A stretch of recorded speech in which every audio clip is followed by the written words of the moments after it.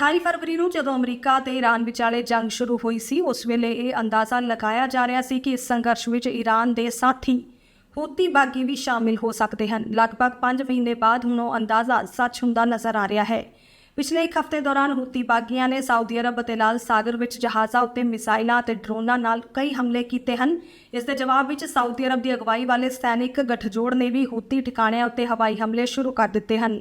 ਅਰਥਾਤ ਕਰੀਬ 4 ਸਾਲਾਂ ਤੋਂ ਕਿਸੇ ਤਰ੍ਹਾਂ ਟਲਿਆ ਹੋਇਆ ਯਮਨ ਦਾ ਯੁੱਧ ਇੱਕ ਵਾਰ ਫਿਰ ਭੜਕਣ ਦੇ ਕੰਢੇ ਉੱਤੇ ਪਹੁੰਚ ਗਿਆ ਹੈ।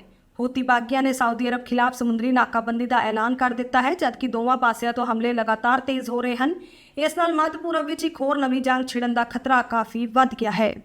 ਹੂਤੀ ਬਾਗੀਆਂ ਅਤੇ ਸਾਊਦੀ ਅਰਬ ਵਿਚਾਲੇ ਤਾਜ਼ਾ ਵਿਵਾਦ 13 ਜੁਲਾਈ ਨੂੰ ਸ਼ੁਰੂ ਹੋਇਆ। ਦਰਅਸਲ ਕੁਝ ਹੂਤੀ ਆਗੂ ਅਲੀ ਖਾਮਨੇਈ ਦੀ ਅੰਤਮ ਯਾਤਰਾ ਵਿੱਚ ਸ਼ਾਮਲ ਹੋਣ ਤੋਂ ਬਾਅਦ ਈਰਾਨ ਤੋਂ ਯਮਨ ਵਾਪਸ ਆ ਰਹੇ ਸਨ, ਪਰ ਯਮਨ ਦੀ ਸਾਊਦੀ ਸਮਰਥਿਤ ਸਰਕਾਰ ਨੇ ਉਸ ਜਹਾਜ਼ ਨੂੰ ਸਨਾ ਹਵਾਈ ਅੱਡੇ ਉੱਤੇ ਉਤਰਨ ਦੀ ਇਜਾਜ਼ਤ ਨਹੀਂ ਦਿੱਤੀ। ਯਮਨ ਸਰਕਾਰ ਦਾ ਕਹਿਣਾ ਸੀ ਕਿ ਹੂਤੀ ਅਧਿਕਾਰੀ ਯਮਨ ਦੀ ਰਾਸ਼ਟਰੀ ਏਅਰਲਾਈਨ ਰਾਹੀਂ ਹੀ ਵਾਪਸ ਆਉਣ, ਉਹਨਾਂ ਨੂੰ ਈਰਾਨ ਦੀ ਏਅਰਲਾਈਨ ਦੇ ਜਹਾਜ਼ ਵਿੱਚ ਆਉਣ ਦੀ ਮਨਜ਼ੂਰੀ ਨਹੀਂ ਦਿੱਤੀ ਜਾਵੇਗੀ। ਦੂਜੇ ਪਾਸੇ ਹੂਤੀ ਬਾਗੀ ਈਰਾਨੀ ਜਹਾਜ਼ ਨੂੰ ਸਿੱਧਾ ਸਨਾ ਵਿੱਚ ਉਤਾਰਨ ਉੱਤੇ ਅੜੇ ਰਹੇ। ਇਸ ਤੋਂ ਬਾਅਦ ਸਰਕਾਰ ਸਮਰਥਿਤ ਫੌਜ ਨੇ ਸਨਾ ਹਵਾਈ ਅੱਡੇ ਦੇ ਰਨਵੇ ਨੂੰ ਬੰਬ ਨਾਲ ਉਡਾ ਦਿੱਤਾ ਤਾਂ ਜੋ ਈਰਾਨੀ ਜਹਾਜ਼ ਉੱਥੇ ਉਤਰ ਨਾ ਸਕੇ। ਨਤੀਜੇ ਵਜੋਂ ਹੂਤੀ ਆਗੂਆਂ ਨੂੰ ਲੈ ਕੇ ਆ ਰਿਹਾ ਜਹਾਜ਼ ਸਨਾ ਹਵਾਈ ਅੱਡੇ ਉੱਤੇ ਉਤਰ ਹੀ ਨਾ ਸਕਿਆ। ਜਹਾਜ਼ ਨੇ ਆਪਣਾ ਰਸਤਾ ਬਦਲ ਕੇ ਹੁਦੈਦਾ ਹਵਾਈ ਅੱਡੇ ਉੱਤੇ ਲੈਂਡਿੰਗ ਕੀਤੀ, ਜੋ ਹੂਤੀ ਬਾਗੀਆਂ ਦੇ ਕਬਜ਼ੇ ਹੇਠ ਹੈ। ਇਸ ਘਟਨਾ ਤੋਂ ਬਾਅਦ ਹੂਤੀ ਬਾਗੀਆਂ ਨੇ ਸਾਊਦੀ ਅਰਬ ਖਿਲਾਫ ਸਮੁੰਦਰੀ ਨਾਕਾਬੰਦੀ ਦਾ ਐਲਾਨ ਕਰ ਦਿੱਤਾ। ਫਰਵਰੀ ਵਿੱਚ ਜਦੋਂ ਅਮਰੀਕਾ ਤੇ ਇਜ਼ਰਾਈਲ ਨੇ ਈਰਾਨ ਖਿਲਾਫ ਸੈਨਿਕ ਮੁਹਿੰਮ ਸ਼ੁਰੂ ਕੀਤੀ ਸੀ ਤਾਂ ਹੂਤੀ ਬਾਗੀ ਇਸ ਜੰਗ ਵਿੱਚ ਸਿੱਧੇ ਤੌਰ ਉੱਤੇ ਸ਼ਾਮਿਲ ਹੋਣ ਤੋਂ ਬਚਦੇ ਨਜ਼ਰ ਆਏ, ਪਰ ਅਮਰੀਕਾ ਤੇ ਈਰਾਨ ਵਿਚਾਲੇ ਜੰਗਬੰਦੀ ਟੁੱਟਣ ਤੋਂ ਬਾਅਦ ਉਹਨਾਂ ਦਾ ਰੁਖ ਬਦਲ ਗਿਆ। ਕਈ ਮਾਹਿਰਾਂ ਦਾ ਮੰਨਣਾ ਹੈ ਕਿ ਈਰਾਨ ਨੇ ਹੂਤੀ ਬਾਗੀਆਂ ਉੱਤੇ ਜੰਗ ਵਿੱਚ ਸਰਗਰਮ ਭੂਮਿਕਾ ਨਿਭਾਉਣ ਲਈ ਦਬਾਅ ਬਣਾਇਆ। ਹਾਲਾਂਕਿ ਉਹਨਾਂ ਦਾ ਇਹ ਵੀ ਕਹਿਣਾ ਹੈ ਕਿ ਇਸ ਦਾ ਸਿਰਫ ਈਰਾਨ ਹੀ ਨਹੀਂ ਸਗੋਂ ਹੂਤੀਆਂ ਨੂੰ ਵੀ ਫਾਇਦਾ ਹੈ। ਉਹ ਇਸ ਮੌਕੇ ਦਾ ਇਸਤੇਮਾਲ ਯਮਨ ਵਿੱਚ ਆਪਣੀ ਸਿਆਸੀ ਪਕੜ ਅਤੇ ਤਾਕਤ ਵਧਾਉਣ ਲਈ ਕਰਨਾ ਚਾਹੁੰਦੇ ਹਨ। 2022 ਵਿੱਚ ਹੋਏ ਜੰਗਬੰਦੀ ਸਮਝੌਤੇ ਤੋਂ ਬਾਅਦ ਯਮਨ ਵਿੱਚ ਹੂਤੀ ਬਾਗੀਆਂ ਅਤੇ ਸਾਊਦੀ ਅਰਬ ਵਿਚਾਲੇ ਲੜਾਈ ਲਗਭਗ ਰੁਕ ਗਈ ਸੀ। ਹਾਲਾਂਕਿ ਇਸ ਦਾ ਮਤਲਬ ਇਹ ਨਹੀਂ ਸੀ ਕਿ ਦੋਵਾਂ ਪੱਖਾਂ ਵਿਚਾਲੇ ਵਿਵਾਦ ਖਤਮ ਹੋ ਗਿਆ ਸੀ। ਸੰਯੁਕਤ ਰਾਸ਼ਟਰ ਦੀ ਵਿਚੋਲਗੀ ਹੇਠ ਸਥਾਈ ਅਮਨ ਸਮਝੌਤੇ ਲਈ ਗੱਲਬਾਤ ਵੀ ਸ਼ੁਰੂ ਹੋਈ, ਪਰ ਕੋਈ ਨਤੀਜਾ ਨਹੀਂ ਨਿਕਲਿਆ। ਤਣਾਅ ਬਣਿਆ ਰਿਹਾ, ਪਰ ਦੋਵੇਂ ਪੱਖ ਵੱਡੀ ਜੰਗ ਤੋਂ ਬਚਣ ਦੀ ਕੋਸ਼ਿਸ਼ ਕਰਦੇ ਰਹੇ। ਹੁਣ ਅਮਰੀਕਾ ਈਰਾਨ ਜੰਗ ਤੋਂ ਬਾਅਦ ਹਾਲਾਤ ਤੇਜ਼ੀ ਨਾਲ ਬਦਲ ਗਏ ਹਨ। ਪਿਛਲੇ ਕੁਝ ਹਫ਼ਤਿਆਂ ਵਿੱਚ ਹੂਤੀ ਬਾਗੀਆਂ ਅਤੇ ਸਾਊਦੀ ਅਰਬ ਵਿਚਾਲੇ ਮੁੜ ਟਕਰਾਅ ਵਧਿਆ ਹੈ ਅਤੇ 4 ਸਾਲ ਪੁਰਾਣੀ ਜੰਗਬੰਦੀ ਟੁੱਟਣ ਦੇ ਕੰਢੇ ਉੱਤੇ ਪਹੁੰਚ ਗਈ ਹੈ।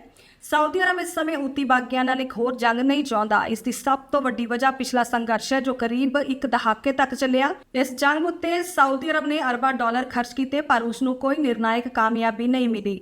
ਉਲਟ ਉਸ ਦੀ ਅੰਤਰਰਾਸ਼ਟਰੀ ਛਵੀ ਨੂੰ ਨੁਕਸਾਨ ਪਹੁੰਚਿਆ ਅਤੇ ਜੰਗ, ਭੁੱਖਮਰੀ ਅਤੇ ਬਿਮਾਰੀ ਕਾਰਨ ਲੱਖਾਂ ਯਮਨੀ ਲੋਕਾਂ ਦੀ ਜਾਨ ਚਲੀ ਗਈ। ਦੂਜੇ ਪਾਸੇ ਹੂਤੀ ਬਾਗੀਆਂ ਨੂੰ ਲੱਗਦਾ ਹੈ ਕਿ ਸਾਊਦੀ ਅਰਬ ਉੱਤੇ ਦਬਾਅ ਵਧਾ ਕੇ ਉਹ ਆਪਣੀਆਂ ਸ਼ਰਤਾਂ ਮਨਵਾ ਸਕਦੇ ਹਨ। ਅਧਿਕਾਰੀਆਂ ਮੁਤਾਬਕ ਉਹ ਯਮਨ ਦੇ ਤੇਲ ਤੋਂ ਹੋਣ ਵਾਲੀ ਆਮਦਨ ਵਿੱਚ ਵੱਡਾ ਹਿੱਸਾ ਅਤੇ ਦੇਸ਼ ਦੀ ਰਾਜਨੀਤੀ ਵਿੱਚ ਹੋਰ ਪ੍ਰਭਾਵਸ਼ਾਲੀ ਭੂਮਿਕਾ ਚਾਹੁੰਦੇ ਹਨ। ਹੂਤੀ ਬਾਗੀਆਂ ਲਈ ਹਰ ਸਮੱਸਿਆ ਦਾ ਸਿਰਫ ਇੱਕ ਹੀ ਜਵਾਬ ਹੈ, ਜੰਗ, ਜਦਕਿ ਸਾਊਦੀ ਅਰਬ ਹਰ ਸਮੱਸਿਆ ਨੂੰ ਪੈਸੇ ਨਾਲ ਹੱਲ ਕਰਨ ਦੀ ਕੋਸ਼ਿਸ਼ ਕਰਦਾ ਹੈ। ਹੂਤੀ ਬਾਗੀ ਹਥਿਆਰਾਂ ਨਾਲ ਜਵਾਬ ਦਿੰਦੇ ਹਨ। ਹੂਤੀ ਬਾਗੀ ਕਦੇ ਯਮਨ ਦੇ ਉੱਤਰੀ ਪਹਾੜੀ ਇਲਾਕਿਆਂ ਵਿੱਚ ਸਰਗਰਮ ਸ਼ੀਆ ਬਾਗੀਆਂ ਦਾ ਇੱਕ ਛੋਟਾ ਜਿਹਾ ਗਰੁੱਪ ਸੀ। ਉਹਨਾਂ ਦਾ ਨਾਅਰਾ ਸੀ ਅਮਰੀਕਾ ਤੇ ਇਜ਼ਰਾਈਲ ਦੀ ਮੌਤ। 2011 ਵਿੱਚ ਟਿਊਨੀਸ਼ੀਆ ਤੋਂ ਸ਼ੁਰੂ ਹੋਈ ਅਰਬ ਕ੍ਰਾਂਤੀ ਦੀ ਲਹਿਰ ਯਮਨ ਤੱਕ ਵੀ ਪਹੁੰਚੀ। ਉਸ ਵੇਲੇ ਰਾਸ਼ਟਰਪਤੀ ਅਲੀ ਅਬਦੁੱਲਾ ਸਾਲੇਹ ਕਰੀਬ 33 ਸਾਲਾਂ ਤੋਂ ਸੱਤਾ ਵਿੱਚ ਸਨ। ਨੌਜਵਾਨਾਂ ਦੇ ਵੱਡੇ ਪ੍ਰਦਰਸ਼ਨਾਂ ਕਾਰਨ ਉਹਨਾਂ ਨੂੰ ਸੱਤਾ ਛੱਡਣੀ ਪਈ। ਫਰਵਰੀ 2012 ਵਿੱਚ ਅਬਦਰ ਰੱਬੂ ਮਨਸੂਰ ਹਾਦੀ ਰਾਸ਼ਟਰਪਤੀ ਬਣੇ, ਪਰ ਉਹਨਾਂ ਦੀ ਸਰਕਾਰ ਕਾਫੀ ਕਮਜ਼ੋਰ ਸੀ। ਹੂਤੀ ਬਾਗੀਆਂ ਨੇ ਇਸ ਦਾ ਫਾਇਦਾ ਚੁੱਕਿਆ ਤੇ ਸਤੰਬਰ 2014 ਵਿੱਚ ਰਾਜਧਾਨੀ ਸਨਾ ਉੱਤੇ ਕਬਜ਼ਾ ਕਰਕੇ ਅੰਤਰਰਾਸ਼ਟਰੀ ਮਾਨਤਾ ਪ੍ਰਾਪਤ ਸਰਕਾਰ ਨੂੰ ਉੱਥੋਂ ਹਟਾ ਦਿੱਤਾ। ਹਾਲਾਤ ਇੰਨੇ ਵਿਗੜ ਗਏ ਕਿ 2015 ਵਿੱਚ ਰਾਸ਼ਟਰਪਤੀ ਹਾਦੀ ਨੂੰ ਦੇਸ਼ ਛੱਡ ਕੇ ਸਾਊਦੀ ਅਰਬ ਵਿੱਚ ਸ਼ਰਨ ਲੈਣੀ ਪਈ। ਰਾਸ਼ਟਰਪਤੀ ਹਾਦੀ ਦੇ ਅਹੁਦਾ ਛੱਡਣ ਤੋਂ ਬਾਅਦ ਯਮਨ ਉੱਤੇ ਕਿਸੇ ਇੱਕ ਸਰਕਾਰ ਦਾ ਪੂਰਾ ਕਬਜ਼ਾ ਨਹੀਂ ਰਿਹਾ। ਇਸ ਨਾਲ ਗੁਆਂਢੀ ਦੇਸ਼ ਸਾਊਦੀ ਅਰਬ ਨੂੰ ਸੁਰੱਖਿਆ ਦਾ ਖਤਰਾ ਮਹਿਸੂਸ ਹੋਇਆ, ਕਿਉਂਕਿ ਹੂਤੀ ਬਾਗੀਆਂ ਨੂੰ ਈਰਾਨ ਦਾ ਸਮਰਥਨ ਮਿਲ ਰਿਹਾ ਸੀ। ਇਸ ਦੇ ਮੱਦੇਨਜ਼ਰ ਸਾਊਦੀ ਅਰਬ ਨੇ 2015 ਵਿੱਚ 8 ਅਰਬ ਦੇਸ਼ਾਂ ਨਾਲ ਮਿਲ ਕੇ ਇੱਕ ਸੈਨਿਕ ਗਠਜੋੜ ਬਣਾਇਆ ਅਤੇ ਹੂਤੀ ਬਾਗੀਆਂ ਖਿਲਾਫ ਜੰਗ ਸ਼ੁਰੂ ਕਰ ਦਿੱਤੀ। ਇਸ ਗਠਜੋੜ ਦਾ ਮਕਸਦ ਰਾਸ਼ਟਰਪਤੀ ਹਾਦੀ ਦੀ ਅੰਤਰਰਾਸ਼ਟਰੀ ਮਾਨਤਾ ਪ੍ਰਾਪਤ ਸਰਕਾਰ ਨੂੰ ਮੁੜ ਸੱਤਾ ਵਿੱਚ ਲਿਆਉਣਾ ਸੀ। ਕਰੀਬ 8 ਸਾਲਾਂ ਦੀ ਲੜਾਈ ਤੋਂ ਬਾਅਦ ਸਾਊਦੀ ਅਰਬ ਨੂੰ ਸਮਝ ਆ ਗਿਆ ਕਿ ਸਿਰਫ ਸੈਨਿਕ ਤਾਕਤ ਨਾਲ ਹੂਤੀ ਬਾਗੀਆਂ ਨੂੰ ਹਰਾਉਣਾ ਸੰਭਵ ਨਹੀਂ। ਇਸ ਤੋਂ ਬਾਅਦ ਉਸਨੇ ਗੱਲਬਾਤ ਦਾ ਰਾਹ ਅਪਣਾਇਆ ਅਤੇ ਸਿੱਧੇ ਹੂਤੀ ਆਗੂਆਂ ਨਾਲ ਸੰਪਰਕ ਸ਼ੁਰੂ ਕਰ ਦਿੱਤੇ। ਅੱਜ ਉੱਤਰੀ ਯਮਨ ਦੇ ਵੱਡੇ ਹਿੱਸੇ ਉੱਤੇ ਹੂਤੀ ਬਾਗੀਆਂ ਦਾ ਕਬਜ਼ਾ ਹੈ, ਜਦਕਿ ਦੱਖਣੀ ਯਮਨ ਅੰਤਰਰਾਸ਼ਟਰੀ ਮਾਨਤਾ ਪ੍ਰਾਪਤ ਸਰਕਾਰ ਦੇ ਕੰਟਰੋਲ ਹੇਠ ਹੈ, ਪਰ ਉਹ ਆਰਥਿਕ ਅਤੇ ਸੈਨਿਕ ਮਦਦ ਲਈ ਵੱਡੇ ਪੱਧਰ ਉੱਤੇ ਸਾਊਦੀ ਅਰਬ ਉੱਤੇ ਨਿਰਭਰ ਹੈ। 2022 ਵਿੱਚ ਜੰਗਬੰਦੀ ਲਾਗੂ ਹੋਣ ਤੋਂ ਬਾਅਦ ਪਹਿਲੀ ਵਾਰ ਇਹ ਉਮੀਦ ਜਗੀ ਸੀ ਕਿ ਯਮਨ ਵਿੱਚ ਸਥਾਈ ਅਮਨ ਵਾਪਸ ਆ ਸਕਦਾ ਹੈ। ਸੰਯੁਕਤ ਰਾਸ਼ਟਰ ਦੀ ਵਿਚੋਲਗੀ ਹੇਠ ਸਾਊਦੀ ਅਰਬ ਅਤੇ ਹੂਤੀ ਬਾਗੀਆਂ ਵਿਚਾਲੇ ਸਮਝੌਤੇ ਲਈ ਗੱਲਬਾਤ ਅੱਗੇ ਵਧ ਰਹੀ ਸੀ। ਦੋਵੇਂ ਪੱਖ ਅਜਿਹੇ ਫਾਰਮੂਲੇ ਉੱਤੇ ਕੰਮ ਕਰ ਰਹੇ ਸਨ ਜਿਸ ਨਾਲ ਸਾਲਾਂ ਪੁਰਾਣੀ ਜੰਗ ਦਾ ਅੰਤ ਕੀਤਾ ਜਾ ਸਕੇ।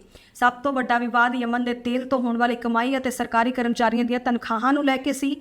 ਇਸ ਦੇ ਬਾਵਜੂਦ ਦੋਵੇਂ ਪੱਖ ਸਮਝੌਤੇ ਦੇ ਕਾਫੀ ਨੇੜੇ ਪਹੁੰਚ ਚੁੱਕੇ ਸਨ, ਪਰ ਅਕਤੂਬਰ 2023 ਵਿੱਚ ਗਾਜ਼ਾ ਜੰਗ ਸ਼ੁਰੂ ਹੁੰਦੇ ਹੀ ਪੂਰੀ ਤਸਵੀਰ ਬਦਲ ਗਈ। ਹੂਤੀ ਬਾਗੀ ਹਮਾਸ ਦੇ ਸਮਰਥਨ ਵਿੱਚ ਖੁੱਲ੍ਹ ਕੇ ਸਾਹਮਣੇ ਆ ਗਏ ਅਤੇ ਲਾਲ ਸਾਗਰ ਰਾਹੀਂ ਲੰਘਣ ਵਾਲੇ ਜਹਾਜ਼ਾਂ ਉੱਤੇ ਹਮਲੇ ਸ਼ੁਰੂ ਕਰ ਦਿੱਤੇ। ਇਸ ਦੇ ਜਵਾਬ ਵਿੱਚ ਅਮਰੀਕਾ ਅਤੇ ਉਸ ਦੇ ਸਹਿਯੋਗੀ ਦੇਸ਼ਾਂ ਨੇ ਹੂਤੀ ਟਿਕਾਣਿਆਂ ਉੱਤੇ ਹਵਾਈ ਹਮਲੇ ਕੀਤੇ। ਇਸ ਤੋਂ ਬਾਅਦ ਅਮਨ ਵਾਰਤਾ ਹੌਲੀ-ਹੌਲੀ ਠੰਡੇ ਬਸਤੀਆਂ ਵਿੱਚ ਚਲੀ ਗਈ।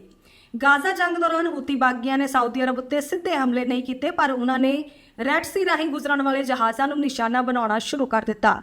ਇਸ ਕਾਰਨ ਦੁਨੀਆ ਦੇ ਕਈ ਦੇਸ਼ਾਂ ਦਾ ਸਮੁੰਦਰੀ ਵਪਾਰ ਪ੍ਰਭਾਵਿਤ ਹੋਇਆ। ਇਸ ਤੋਂ ਬਾਅਦ 2025 ਵਿੱਚ ਰਾਸ਼ਟਰਪਤੀ ਬਣਨ ਉਪਰੰਤ ਡੋਨਾਲਡ ਟਰੰਪ ਨੇ ਹੂਤੀ ਬਾਗੀਆਂ ਨੂੰ ਵਿਦੇਸ਼ੀ ਅੱਤਵਾਦੀ ਸੰਗਠਨ ਘੋਸ਼ਿਤ ਕਰ ਦਿੱਤਾ ਅਤੇ ਉਹਨਾਂ ਖਿਲਾਫ ਵੱਡੇ ਪੱਧਰ ਉੱਤੇ ਹਵਾਈ ਹਮਲੇ ਸ਼ੁਰੂ ਕਰ ਦਿੱਤੇ। ਯਮਨ ਮਾਮਲਿਆਂ ਦੇ ਮਾਹਿਰ ਫਾਰੀਆ ਅਲ ਮੁਸਲਿਮੀ ਦਾ ਕਹਿਣਾ ਹੈ ਕਿ ਇਸ ਫੈਸਲੇ ਨਾਲ ਹੂਤੀਆਂ ਦੇ ਕਬਜ਼ੇ ਵਾਲੇ ਇਲਾਕਿਆਂ ਦੀ ਪਹਿਲਾਂ ਹੀ ਕਮਜ਼ੋਰ ਅਰਥ ਵਿਵਸਥਾ ਹੋਰ ਵੀ ਖਰਾਬ ਹੋ ਗਈ। ਇਸ ਕਾਰਨ ਉੱਥੇ ਰਹਿਣ ਵਾਲੇ ਲੋਕਾਂ ਵਿੱਚ ਨਾਰਾਜ਼ਗੀ ਵੀ ਵਧਣ ਲੱਗੀ। ਨਿਊਯਾਰਕ ਟਾਈਮਜ਼ ਨਾਲ ਗੱਲਬਾਤ ਦੌਰਾਨ ਹੂਤੀ ਆਗੂਆਂ ਮੁਹੰਮਦ ਅਲ ਬੁਖੈਤੀ ਨੇ ਮੌਜੂਦਾ ਤਣਾਅ ਲਈ ਸਾਊਦੀ ਅਰਬ ਨੂੰ ਜ਼ਿੰਮੇਵਾਰ ਠਹਿਰਾਇਆ। ਉਹਨਾਂ ਦਾ ਦੋਸ਼ ਹੈ ਕਿ ਸਾਊਦੀ ਅਰਬ ਨੇ ਅਮਨ ਵਾਰਤਾ ਦੌਰਾਨ ਕੀਤੇ ਵਾਅਦੇ ਪੂਰੇ ਨਹੀਂ ਕੀਤੇ, ਖਾਸ ਕਰਕੇ ਹੂਤੀ ਕਬਜ਼ੇ ਵਾਲੇ ਇਲਾਕਿਆਂ ਦੇ ਸਰਕਾਰੀ ਕਰਮਚਾਰੀਆਂ ਦੀਆਂ ਰੁਕੀਆਂ ਹੋਈਆਂ ਤਨਖਾਹਾਂ ਬਹਾਲ ਨਹੀਂ ਕੀਤੀਆਂ ਗਈਆਂ। ਹਾਲਾਂਕਿ ਸਾਊਦੀ ਅਰਬ ਨੇ ਇਹਨਾਂ ਦੋਸ਼ਾਂ ਨੂੰ ਰੱਦ ਕਰ ਦਿੱਤਾ ਹੈ। ਯਮਨ ਵਿੱਚ ਸਾਊਦੀ ਰਾਜਦੂਤ ਮੁਹੰਮਦ ਅਲ ਜ਼ਾਬੇਰ ਨੇ ਕਿਹਾ ਕਿ ਉਹਨਾਂ ਦਾ ਦੇਸ਼ ਤਣਾਅ ਘਟਾਉਣਾ ਚਾਹੁੰਦਾ ਹੈ ਅਤੇ ਯਮਨ ਵਿੱਚ ਸਥਾਈ ਅਮਨ ਦਾ ਸਮਰਥਨ ਕਰਦਾ ਹੈ। ਉਹਨਾਂ ਨੇ ਦੋਸ਼ ਲਗਾਇਆ ਕਿ ਹੂਤੀ ਬਾਗੀ ਲਗਾਤਾਰ ਹਿੰਸਾ ਦਾ ਰਾਹ ਅਪਣਾ ਰਹੇ ਹਨ ਅਤੇ ਬਾਹਰੀ ਤਾਕਤਾਂ ਦੇ ਹਿੱਤਾਂ ਲਈ ਕੰਮ ਕਰ ਰਹੇ ਹਨ, ਜਿਸ ਦਾ ਸਭ ਤੋਂ ਵੱਧ ਨੁਕਸਾਨ ਯਮਨ ਦੀ ਆਮ ਜਨਤਾ ਨੂੰ ਝੱਲਣਾ ਪੈ ਰਿਹਾ ਹੈ। ਇਸੇ ਦੇ ਨਾਲ ਦਿਓ ਇਜਾਜ਼ਤ। ਧੰਨਵਾਦ।